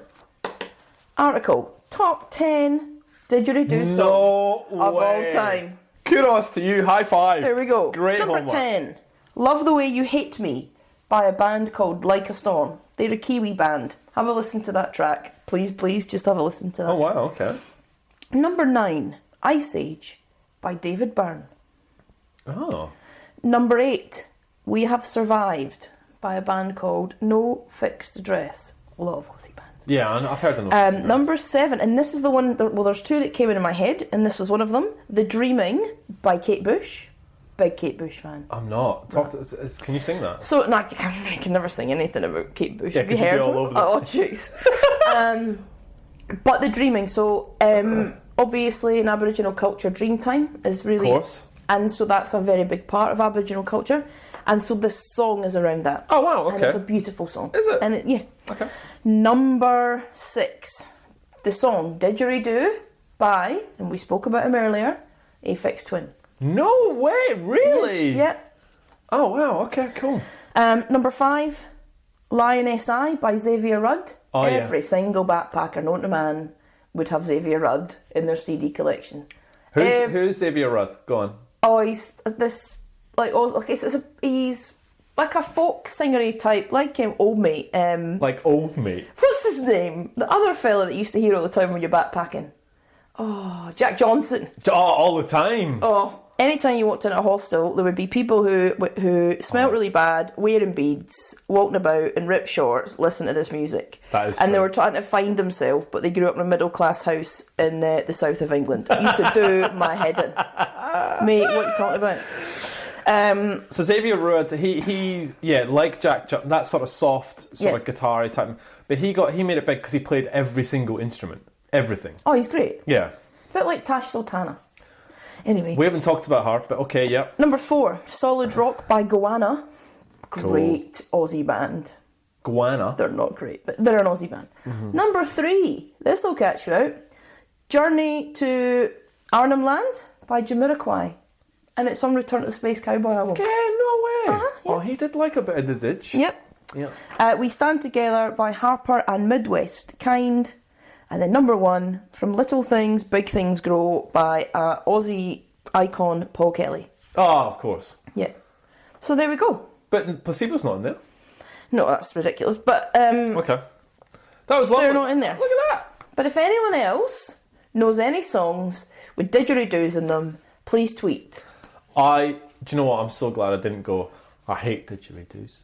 They never add anything to a song. Rubbish, because you know what I would have got? Flipping didgeridoo tweets coming at me left. I actually do think the didgeridoo is quite haunting, because I do like any instrument that's native. I'm the same with the bagpipes. I know that's ridiculous, and people, you'd either love them or hate them. But I don't know why you're laughing. I love the bagpipes. I know you do. I'm thinking about one of the CDs down the stairs that you have. Do you know the one I'm talking Red about? Hot Chili Pipers. Amazing. Anyway, So who do the Chili Pipers do? What do they do? Oh, they do like Hey Jude on the bagpipes. They do Jimi Hendrix. They do all these covers. I It's remember amazing. you playing that to me years ago. Like, what is this? Right. But look, the song I know, I just think is beautiful, and the lyrics. The paths will catch you up as you run faster. Did we play? I know I love the song, but not the singer. Like, just beautiful. Did we play this song yet? No, and you better. All right. Well, we'll play I Know. Otherwise, we're going off in a 50-minute tangent. All right. I Know goes like this.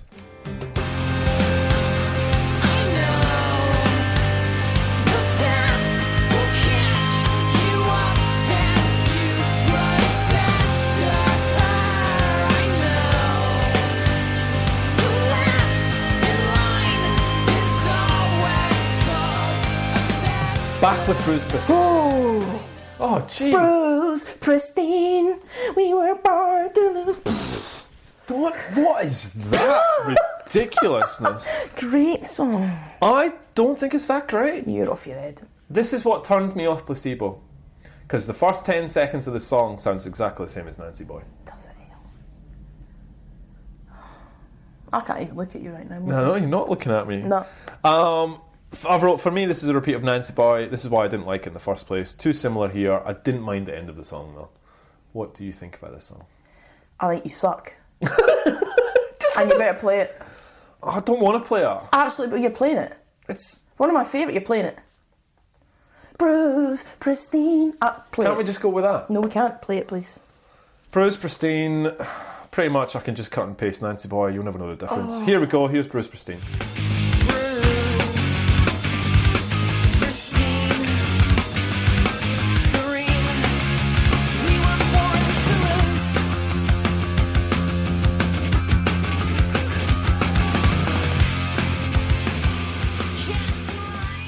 I could have put Nancy Boy in there. No, you could not. Ridiculous. Number 9! Lady of the Floor. No, I don't like it. Is this the second song you don't like? Yeah. Okay. I don't mind it. There's a filter on the vocals which makes it slightly haunting. I do like the line, she stole the keys to my house and then locked herself out. Yeah. That's quite good. The only thing about the song is it kind of has the opportunity to build up into something bigger and better, and it just doesn't. It just drifts away at the end. For me, it's not a track I want to play. No. Number 10, the last track of the album, technically I guess, is called Swallow. Now, I have had There we go. a 23-year battle on what I think of this song. Oh, no way, really? 100%. Oh, I can't wait for this. Just then. changes every time I listen to the album. Mm-hmm. Sometimes I go, great way to end the album. I love this song. And then, and then other times I go, what were they thinking? What is this song? Okay. I listened to this album this morning And I was on, what is this song? Oh, okay, cool. So I really struggle with it because I just don't. I'm going to jump. You've got a bit of tears in your eyes. It's Yeah, I weird. do, because it's a bit weird. Are you actually crying? No, I'm just thinking. Weird. So I just think this album's got so many belters in it. Why? I like her so. Let me just rephrase. I like the song. I just wonder whether I should. Why should I like it as the last song, or do I not? And I don't think it. I change. I don't think it should have been the song that ends the album. I don't think it should have been. Okay. So, Bet you don't like the song. no. No. So, my thoughts, this is not great. Look, so Robert said of the track that it's his favourite song. Oh. Yeah. He said, my favourite song has always been Swallow. The first version of this Brian and Stefan recorded on acid when I was in Germany for a month in September 1994 visiting an ex-girlfriend. So I just don't think it's that good a song. So But- it's been a constant battle. But So what would you end the album on?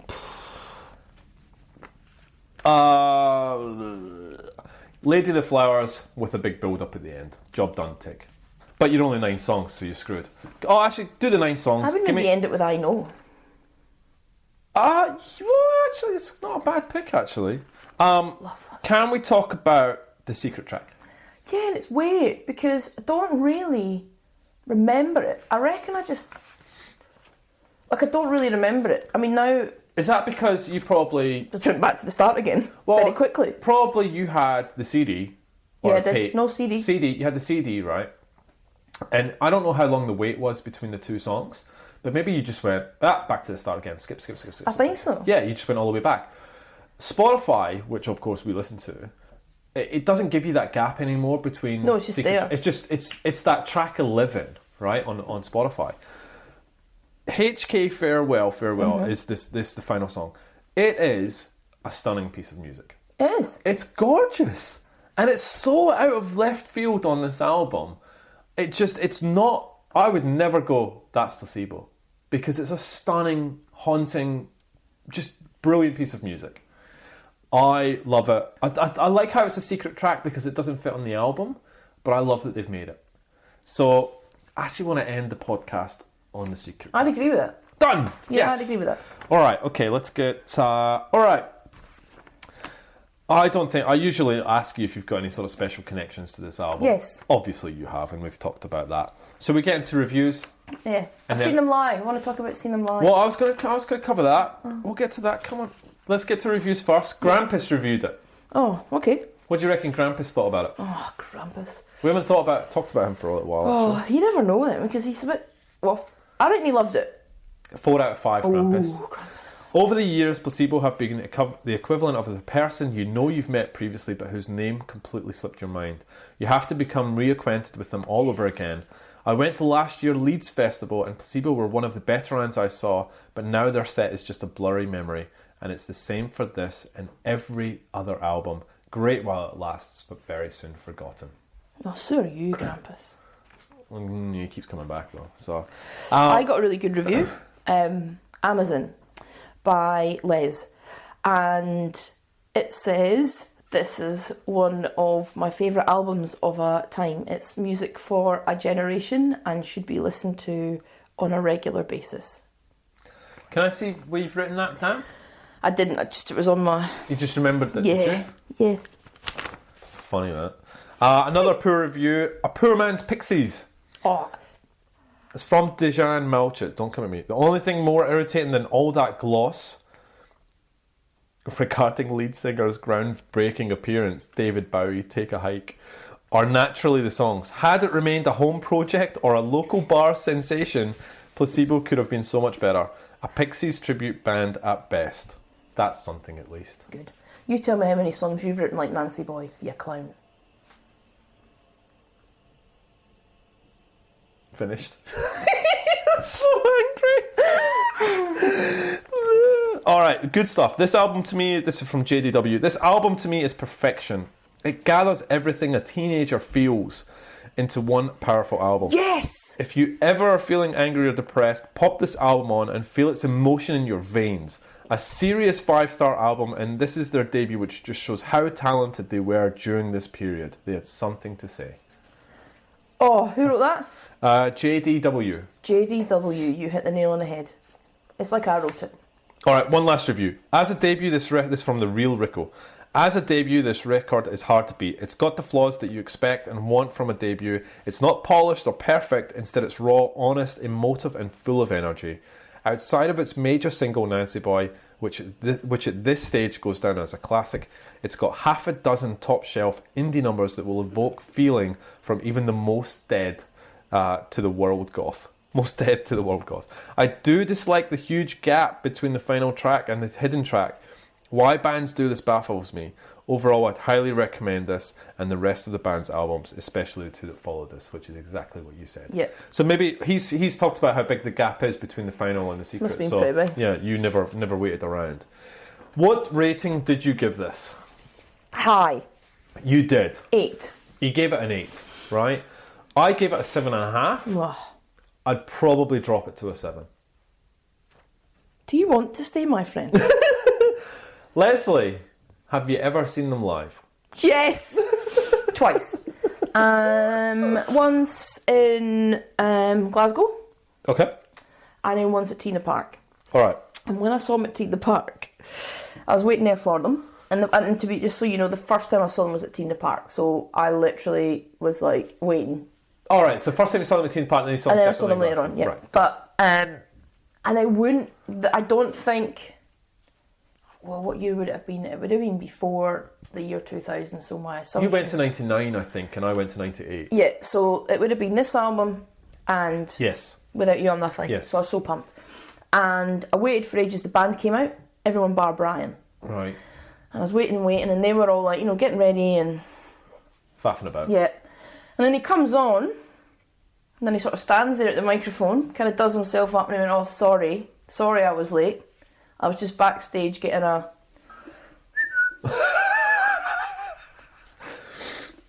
oral sex. Okay. God, so old. Us like just... Well, I don't want to say it like it's... No, it's very... Yeah, I understand. Yeah. And then and everybody's like, whoa. And then I laughed. And then I thought it was really cool, because I was like, what, 12? How late was it? Was he like... What was the band doing? Just like, waiting around, like, like pretending to tune their guitar, That's already farting tuned, about, yeah, and then yeah. like waiting about and bang, bang, bang, bang, bang. While he's out the back. And whether he was, like, I don't know if he was, Or it was just a just a thing he said, a cool but factor. it was, yeah. And then I was like, I love you, that's so funny. 'Cause, like, I wonder if he was. I wonder if it was a man or a woman. Oh, I love Who him. knows? So I'll never know if that actually happened or was it just something he said. well, yeah, okay. Tell me about the Glasgow gig. How was that? Yeah, great, because you know what, it was amazing to see them live at T in the Park, but festival, it's open, sound's not always amazing. No. This was just raw. Yeah, okay. And he's just got a stage presence. And look, love him or hate him, and he is a bit divisive. Yeah. He can really, he performs so well, and it was just amazing. And they played in Sydney last year. Oh.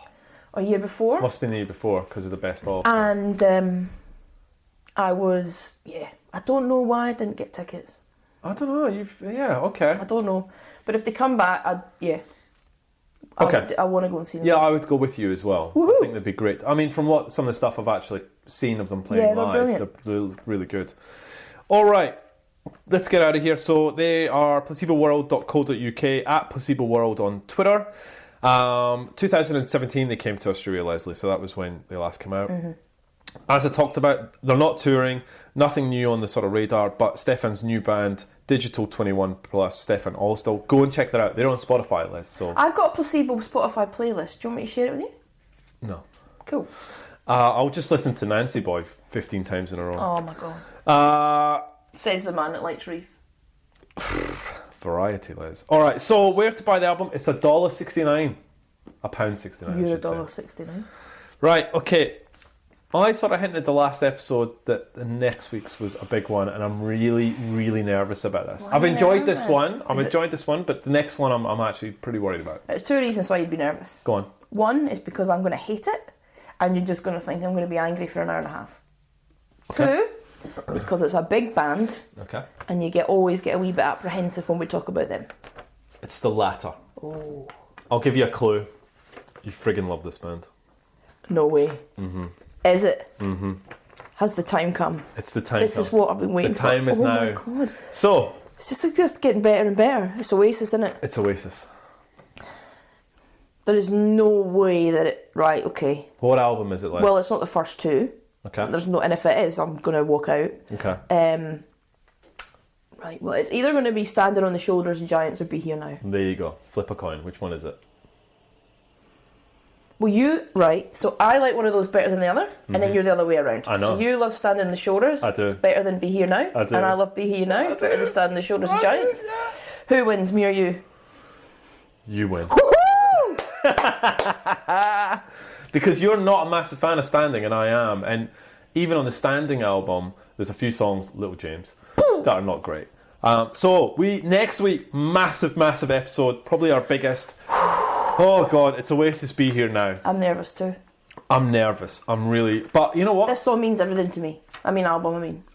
Everything. I can't wait. I really want you to take the lead on this. Oh, without doubt. Because this is kind of like the Roses episode. You did a lot of work around that. One thing I want you to cover...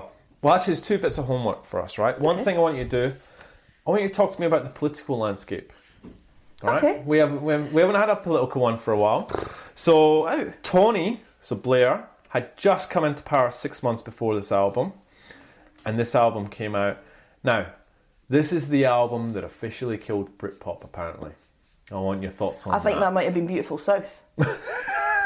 So I want you to come at me and tell me, first of all, the political landscape, Yep. because we went under Conservative leadership for so long and Labour had just come into power.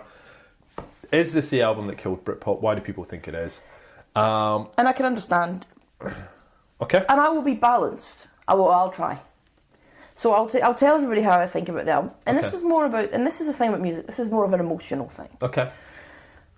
I will also understand the criticism of the album. Okay. And I will be balanced. Okay. I've mixed feelings about this album. Yeah. Because I very much fell into the same trap I feel as journalists, that when the album came out, I was all in on this album. and then looking back at it now, I've got a very different view of it. But I really want to talk about this album. There's a lot behind this album. There's so much. The other thing I want you to take away as homework is Noel Gallagher's new song. Oh yeah, you said this. I've not had a chance to. Black Star Dancing. Holy cow! Has Twitter lost their minds? So I'm not going to share my view. I want you to have a little listen to it, and I want you to come back to me what you think next week. But holy cow, has Twitter lost their mind? Wow. Yeah, it's mental out there. Bring it. All right, so we are done. That was a long one. Good one. I like that. So we're at Britpop Banter on Twitter and Facebook for any sort of feedback, thoughts, questions, etc. Email us, britpopbanter@gmail.com. Ratings, guilty pleasures, anything you want to send us through to them. Anything else before we get in? Did you enjoy yourself? Oh, I loved it. This has been one of my favourites, actually. Because I didn't have anything bad to say at all, really. I think we've listened to this back. Actually, no, you've been really positive. Wow. Apart from 5, but 5 deserved it. But that's fine. I deserved it, fine. Yeah. What was my guilty pleasure for next week? Sugar Babes, One Touch. Oh, I'm happy about that too. Train comes when I'm gone, that's destination. I'm actually alright with that. I'm actually kind of... So next week's going to be fun. Alright, let's get out of here. Alright, Thank you everyone. See you later. Bye.